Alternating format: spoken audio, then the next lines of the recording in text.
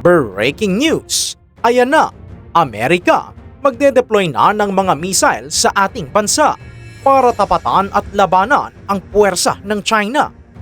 Mainit ang tensyon dahil ang mga warships ng Estados Unidos at Australia kasalukuyan ng nakabantay sa loob ng teritoryo ng Pilipinas. Samantala, ang China na dati ay hari-harian, ngayon ay tila walang magawa sa West Philippine Sea, kundi ang tumingin na lamang sa malayo habang pinalilibutan ng mga naglalakihang barko ng kaalyado nating bansa. Hindi lang yan, dahil pati ang Taiwan aarmasan na rin ng Amerika. Ang Pilipinas ay unti-unti nang nagiging frontline ng susunod na posibleng digmaan sa Asya. Bakit nga ba kailangang maglagay ng mga missile ang Amerika sa ating lupa? Para ba talaga tayo ay protektahan? O ginagawa lang tayong pain sa kanilang laro laban sa China? Tara, ating alamin.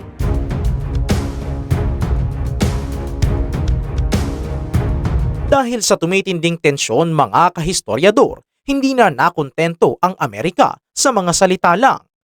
Ang plano nilang pag-deploy ng mga missile launcher sa Pilipinas ay isang malinaw na mensahe. Tapos na ang panahon ng pagpapakumbaba. Ang tinutukoy nating sistema rito ay ang Typhoon Weapon System. Ang Typhoon ay hindi lang basta-bastang kagamitan.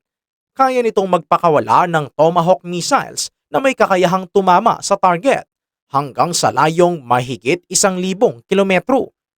Ibig sabihin, mula sa Luzon, ang mga missile na ito ay kayang-kayang umabot sa mga artificial islands ng China at maging sa kanilang mainland base sa Katimugan. Oo, kaya naman bakit ito ginagawa ng Amerika ngayon? Simple lang ang sagot. Deterrence, o sa madaling salita, pananakot. Gusto nilang ipakita sa China na kapag nagkamali sila ng galaw sa West Philippine Sea o sa Taiwan, may nakatutok ng bala sa kanilang mga estratehikong lokasyon. Ang China ay naging agresibo sa loob ng mahabang panahon dahil alam nilang walang kapasidad ang Pilipinas na lumaban ng sabayan sa usaping teknolohiya at armas. Pero dahil sa hakbang na ito ng Amerika, nagbago ang balanse ng kapangyarihan. Ang paglalagay ng missile launcher sa ating bansa ay nangangahulugan na ang Pilipinas ay hindi na lamang isang tagamasid. Tayo ay naging mahalagang bahagi ng First Island Chain strategy ng Amerika. Ito ang linyang humaharang sa China para hindi sila makalabas ng malaya sa Pacific Ocean. Dahil dito, ang ating bansa ay nagsisilbing kandado sa pinto na gustong sipain ng China. Kaya naman hindi nakapagtataka kung bakit nagwawala sa galit ang Beijing tuwing nababanggit ang salitang missile deployment. Para sa kanila, ito ay isang direktang banta sa kanilang pambansang seguridad. Pero para sa atin, ito ba ay proteksyon o panganib? Habang pinaplano ang paglalagay ng mga missile, heto na ang mga higanting barko ng US at Australia na kasalukuyang nakaposte sa ating karagatan. Sa mga nakaraang aktibidad ng Pilipinas, Amerika at Australia malapit sa Baho de Masinloc, na mataan ang mga barkong pandigma ng China na umaaligid. Pero ang nakapagtataka rito, hindi sila nakalapit gaya ng dati.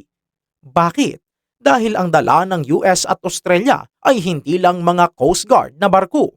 Ang dala nila ay mga destroyer at mga frigate na armado ng pinakamodernong radar at kanyon. Kaya naman ang China na dati ay mabilis pang mangharas ng mga maliliit nating bangka, ngayon ay hanggang tingin na lang mula sa malayo. Hindi nila kayang banggain ang pinagsamang puwersa ng tatlong bansa nang hindi nagpapasimula ng isang world war. Ito ang tinatawag nating show of force. Ipinapakita ng Amerika at ng ating mga kaalyado na ang West Philippine Sea ay hindi pag-aari ng China kahit lagyan pa nila ito ng kung ano-anong guhit sa mapa. Dahil dito, lumalakas ang loob ng ating mga sundalo sa West Philippine Sea. Hindi na tayo nag-iisa sa gitna ng dagat. Ngunit dapat nating tandaan, ang China ay parang sugatang tigre. Habang mas nararamdaman nilang nasusukol sila, mas nagiging mapanganib ang kanilang mga susunod na galaw. Ang kanilang mga warship ay nandoon pa rin, nagmamasid, naghihintay ng pagkakamali. Samantala, ang Pilipinas ay patuloy na nagpapatibay ng ugnayan sa ating mga kapitbahay at kaalyado upang masiguro na hindi basta-basta magagalaw ang ating teritoryo. Hindi lang Pilipinas ang pinapalakas ng Estados Unidos. Heto ang matindi. Ang Taiwan ay aarmasan na rin ng Amerika ng husto. Ayon sa mga ulat, ang desisyon ni dating President Donald Trump at ng kasalukuyang administrasyon sa Amerika tungkol sa pagpapadala ng mas maraming armas sa Taiwan ay paparating na. Bakit ito konektado sa atin? Dahil ang Taiwan at ang Pilipinas ay magkapit-bahay lang. Kung may mangyari sa Taiwan, siguradong damay tayo. Kaya naman ang pag-aarma sa Taiwan ay bahagi ng mas malaking plano ng Amerika na palibutan ang China ng mga bansang may sapat na lakas para lumaban. Kapag ang Taiwan ay naging isang porcupine o isang hayop na puno ng tinik, mahihirapan ang China na sakupin ito nang hindi sila nasasaktan ng malubha. Dahil dito, ang Pilipinas ay nagiging mahalaga bilang logistic hub o imbakan ng mga kagamitan at gamot sakaling pumutok ang gulo sa Taiwan Strait. Samantala, mga kahistoryador, ang China ay galit na galit sa hakbang na ito. Para sa kanila, ang Taiwan ay bahagi ng kanilang bansa at ang pangingialam ng Amerika ay isang paglapastangan sa kanilang soberanya. Pero sa pananaw ng mundo, ito ay usapin ng demokrasya laban sa otoritarianismo. Dahil dito, ang tensyon sa ating hilagang bahagi ay kasing init din ng tensyon sa ating kanlurang bahagi. Ang tanong, bakit nga ba kailangang mag-deploy ng mga missile sa Pilipinas? Sinasabi ng Amerika na ito ay para protektahan tayo laban sa agresyon ng China.